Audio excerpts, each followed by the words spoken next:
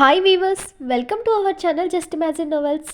ఈరోజు మన కథ వద్దన్న వదిలేస్తానా, ఎపిసోడ్ 167. బన్నీకి ఆ రోజంతా లిక్విడ్ ఫుడ్ పెట్టి జాగ్రత్తగా చూసుకున్నారు. మరుసటి రోజుకి వాడు యాక్టివ్గా ఆడుకోవడంతో అందరూ ఊపిరి పీల్చుకున్నారు. రుద్ర ఆ సంఘటన తర్వాత వెంటనే సిటీకి కాస్త దూరంలోని తన ఫామ్ హౌస్లో ఉన్న ఖాళీ ప్లేస్ని చదును చేయించి పశువుల కోసం షెడ్, అలాగే వాటికి గ్రాస్ ఇంకా ఎండుగడ్డి రెడీ చేయించి అప్పటికప్పుడు 10 రకాల ఆవుల్ని గేదెల్ని కొనిపించాడు. వాటిని చూసుకోవడానికి కూడా ఒక ఫ్యామిలీ అక్కడే ఉండేలా ఏర్పాట్లు చేయించాడు.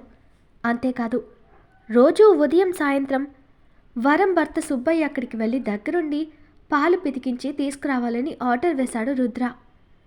వాటితో పాటు తన ఇంటికి కావలసిన కూరగాయలు, పండ్లు అవి కూడా ఇకపై స్వయంగా పంట సాగు చేయించి ఏ కెమికల్స్ లేని న్యాచురల్గా పండించినవే ఇంట్లో వాళ్ళు తినేలా చూడాలని ఒక డెసిషన్ తీసుకున్నాడు రుద్ర.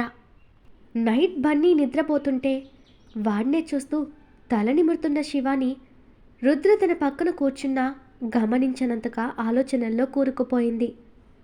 ఆమె భుజం పైన చెయ్యి వేసి సైడ్ నుండి హత్తుకున్న రుద్ర, ఏం ఆలోచిస్తున్నావు శివ అంటూ ఆమెని తన వైపుకు తిప్పుకున్నాడు రుద్ర.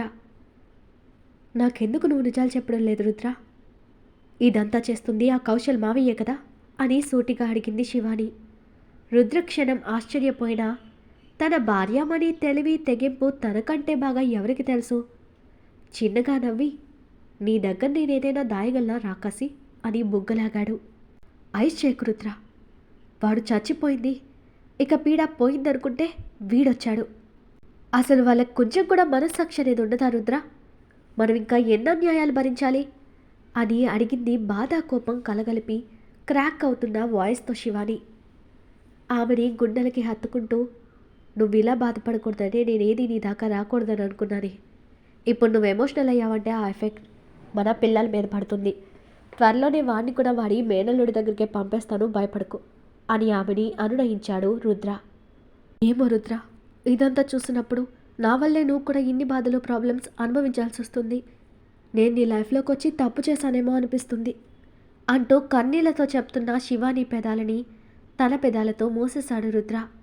ఆ ముద్దులో కోపం, ప్రేమ రెండూ చూపిస్తూ 10 నిమిషాలకు వదిలి, ఇంకోసారి ఆ మాట అన్నావంటే శాశ్వతంగా నీ నోటికి ప్లాస్టర్ పడిపోతుంది.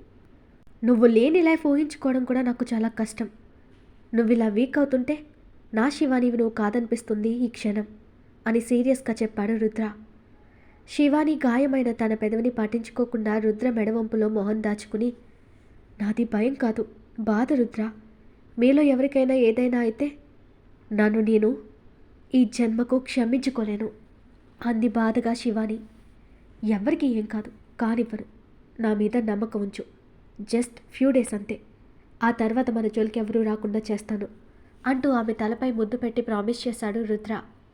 శివాని అతని ఎద మీద పడుకుని అతనిచ్చే భరోసాతో ఆ క్షణం అన్నీ వదిలేసి రుద్ర గుండె చప్పుడు వింటూ అతడి సమక్షంలో హాయిగా నిద్రలోకి జారుకుంది.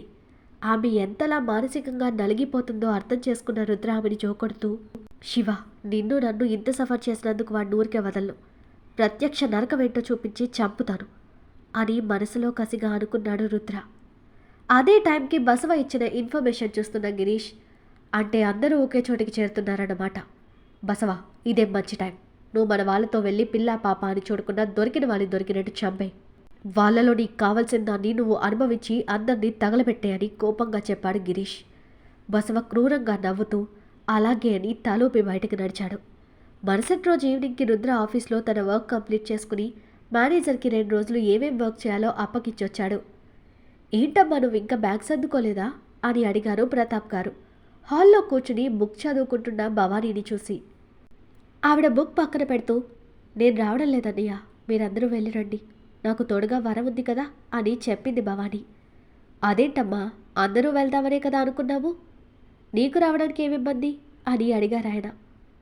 ఇబ్బంది ఏమీ లేదన్నయ్య, కాకపోతే ఇంతకు ముందులా పిల్లలతో నేను క్లోజ్గా ఉంటే అక్కడ జనాలకి లేనిపోని అనుమానాలు పుట్టి సురేఖ జీవితాన్ని ప్రశ్నించవచ్చు, లేదా తనపై పుకార్లు పుట్టించవచ్చు కదా. అదేదో నేను రాకపోతే ఎవరికే మాటలు ఉండవు, అందుకే రానంటున్నానన్నయ్య అంది భవానీ.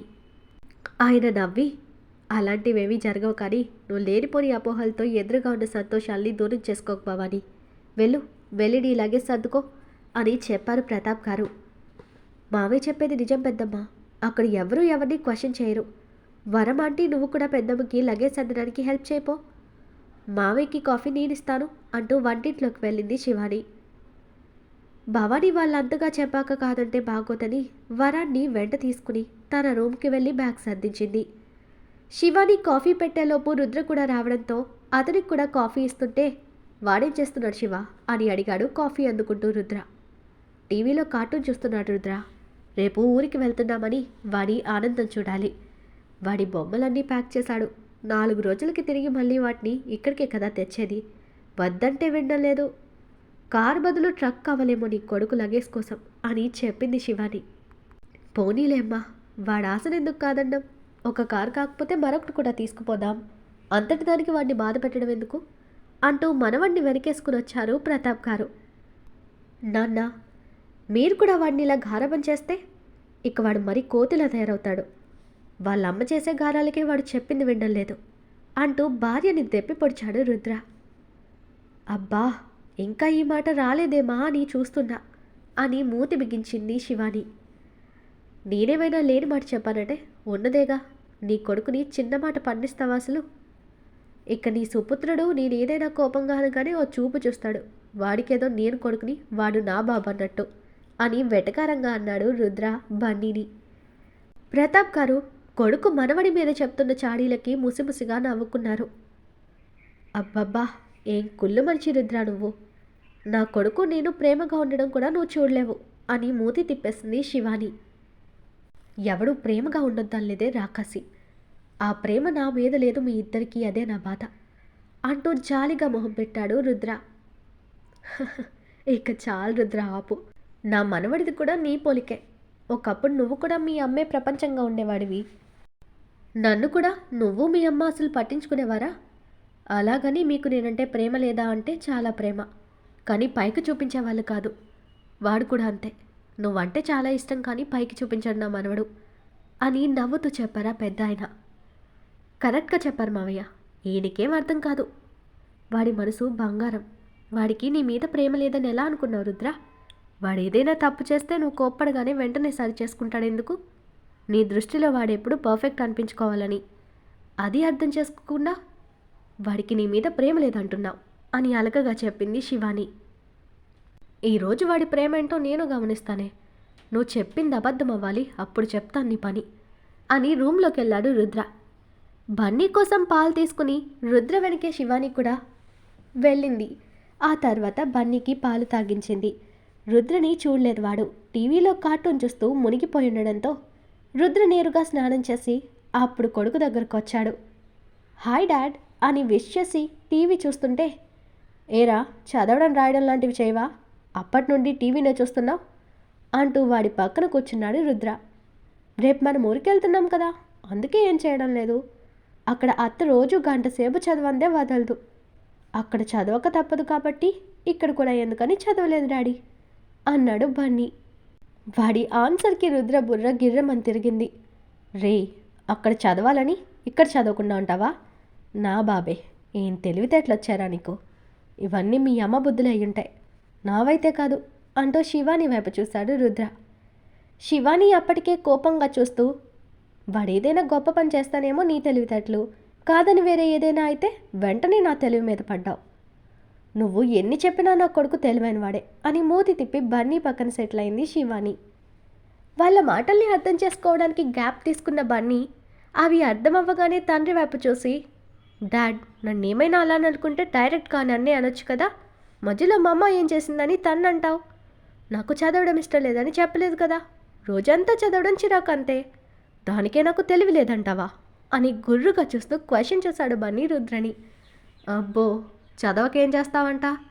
స్కూల్లో రోజంతా చదివించరా అని వెటకారంగా అడిగాడు రుద్ర. రోజంతా ఎవరు చదివించరు, కావాలంటే కనుక్కో. కొన్ని గంటలు చదవాలి, మిగిలిన టైంలో వేరే చేయాలి. అలా చదివితే బుర్ర అరిగి కరిగిపోయే ప్రమాదం ఉంది డాడీ అని అంతే వెటకారంగా అన్నాడు బన్నీ. చూసావా వీడి పొగరు అని శివానీతో చెప్తూ, వెటకారం చేస్తావారా నన్ను అని వాడిని ఎత్తి ఒళ్ళో కూర్చోబెట్టుకుని చక్కిలి గింతలు పెడుతూ సారీ చెప్పరా, లేదంటే వద్దన్న వదలను అని బెదిరించాడు రుద్ర. బన్నీ నవ్వుతూ dad, this is not fair, sorry అడిగే పద్ధతి ఇది కాదు అని కిలకిలా నవ్వుతూ అన్నాడు. నిన్ను కొట్టినా తిట్టినా నా ఇంట్లో నాకే ఆపోజిట్ అయిపోతారు అందరూ. సో నీకు ఇదే కరెక్ట్, చెప్పరా సారీ, లేదంటే ఆపను అని అలాగే గిలిగింతలు పెడుతుంటే రుద్ర వాడిని వదులు, పిల్లలతో ఏంటి నువ్వు అని ఆపడానికి వచ్చింది శివాని. వాడికొద్దా నీకు కావాలా పనిష్మెంట్ అంటూ కొడుకును వదిలి శివానికి చేకిలి గింతలు పెట్టాడు రుద్ర.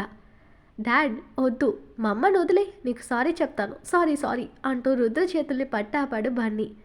రుద్ర వాడిని కూడా మరో పక్క పెట్టుకుని ఇప్పుడు నీ సారీతో పర్లేదురా బుడంకాయ్, మీ అమ్మ చెప్పాలి మధ్యలో వచ్చినందుకు. చెప్పవే, అందరిలా కాదు, నీ సారీ నాకు డిఫరెంట్గా ఉండాలి, ఎలా చెప్తావో చెప్పు అని అడుగుతూ కన్నింగా నవ్వాడు రుద్ర. శివాని నవ్వుతూ ఆహా డిఫరెంట్గా కావాలా, చెప్తాగు అంటూ లేచి రుద్రకి లెంపక ఇచ్చి ఒక్కటి సరిపోతుందా, రెండోది కూడా ఏమన్నా రుద్ర అని యాటిట్యూడ్గా అడిగింది శివాని. ఏయ్ నన్ను, ఈ రుద్రదేవ్ వర్మని, ది గ్రేట్ బిజినెస్ మ్యాన్ని కొడతావా, అయిపోయావే నా చేతిలో ఈరోజు అంటూ లేచి ఆమెని బెడ్ మీదకి పడేసి మెల్లగానే తనపై ఒరిగి తన మెడ మీద బుగ్గల మీద కొరికాడు రుద్ర.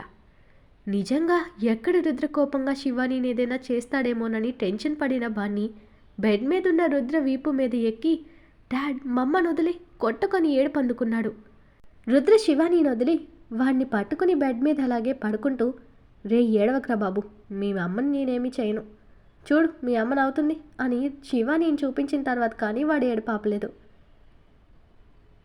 ఏమమ్మ కొడుకులరా నాయన, నన్ను విలన్ని చేసి ఇద్దరు ఒకరి కోసం ఒకరు యుద్ధానికి వస్తారు లేదా ఏడుస్తారు.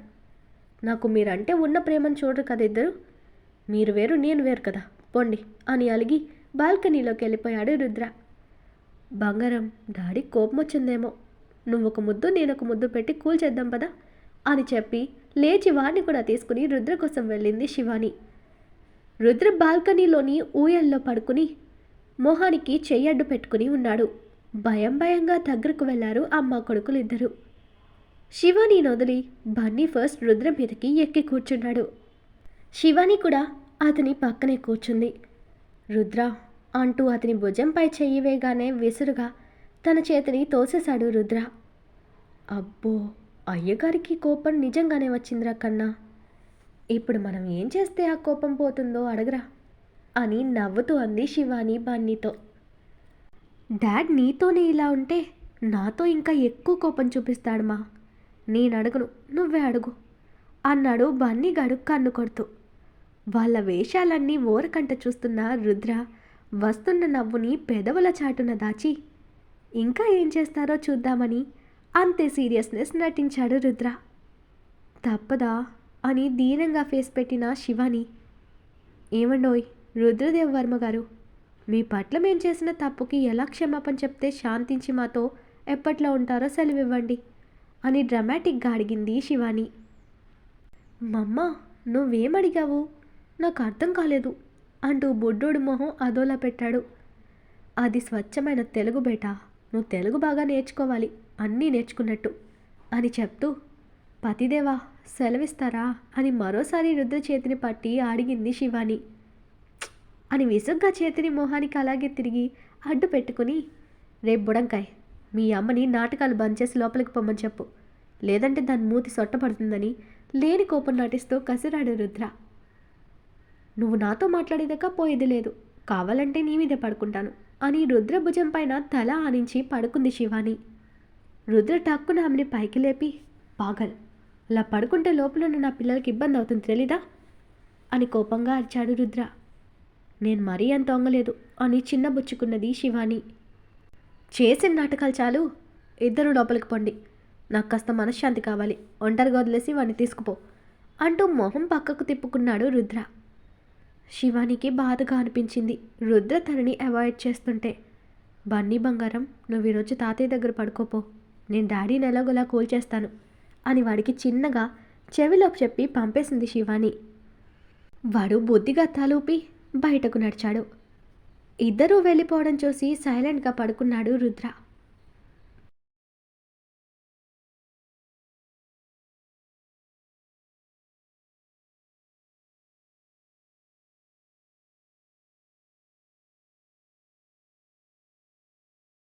ఈరోజు మన కథ ఇక్కడితో కంప్లీట్ అయింది.